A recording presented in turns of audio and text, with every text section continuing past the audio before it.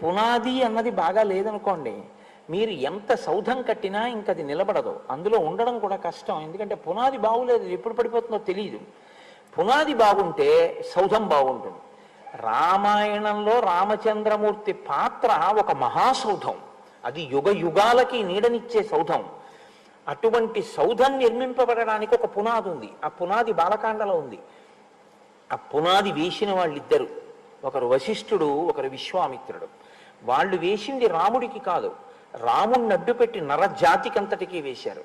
అందుకే రామాయణం ఎంతకాలం కావలసి ఉంటుంది అంటే, నరత్వం కావాలి అన్నంత కాలము రామాయణం కావాలి. నువ్వు నీ బిడ్డలకి ఏం మాట్లాడాలో తెలుసుకోవాలంటే రామాయణం చదువుకోవాలి. నువ్వు సమాజంలో వాళ్ళతో మాట్లాడడం ఎలా మాట్లాడాలో తెలియాలంటే నీకు రామాయణం తెలిసి ఉండాలి. నువ్వు నీ గురువు గారిని ఎలా గౌరవించాలో తెలియాలంటే నీకు రామాయణం తెలియాలి. నీ పూర్వీకుల్ని నువ్వు ఎలా గౌరవించి మాట్లాడాలో తెలియాలంటే నీకు రామాయణం తెలియాలి. నీకు రామాయణం తెలియని నాడు అసలు నీకు ఎవరి పట్ల గౌరవంతో ప్రవర్తించడం నీకు చేత కాదు. నీకేం తెలుస్తుందంటే, ఎప్పుడు గుండెల మీద చెయ్యేసుకుని నా అంత వాడిని నేనని అహంకారంతో బ్రతకడం ఒక్కటే వస్తుంది.